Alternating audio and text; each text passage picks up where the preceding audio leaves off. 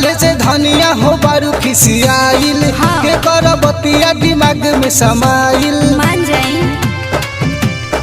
ए हो काले से धनिया हो बारू खिसियाइल के कर बतिया दिमाग में समाइल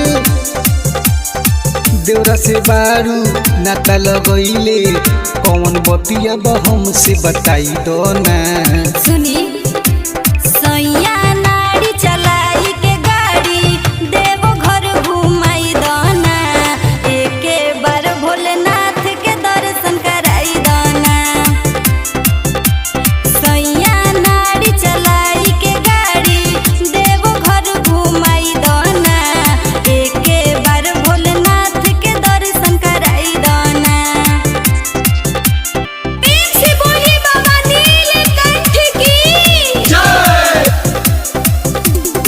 एके बार भोलेनाथ के दर्शन कराई दना काहे अकेले बारू जिद तू धैले सुन धनिया हमार हो कृपा जे करी है भोले बाबा जाइब सब परिवार हो बोल बम बोल बम काहे अकेले बारू जिद तू धैले सुन धनिया हमार हो करिए जे कृपा भोले बाबा जाइब सब परिवार हो जानते बारू बाबा की कृपा छोड़ला फड़ के बतिया हटाई दो ना ध्यान दी सैया नाड़ी चलाई के गाड़ी देवो घर घुमाई दना एके बार भोलेनाथ के दर्शन कराई दना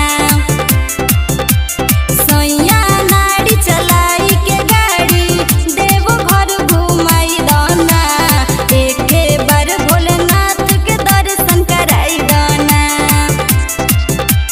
बोलो बोलो देवघर वाले बाबा की एके बार भोलेनाथ के दर्शन कराई दना असो भर जिद के छोड़ सुन बतिया कोहिले आगे साल के अवते सवनवा दर्शन करा देबो पहिले बोल बम असो भर जिद के छोड़ सुन बतिया कोहिले आगे साल के अवते सवनवा दर्शन कराई पहिले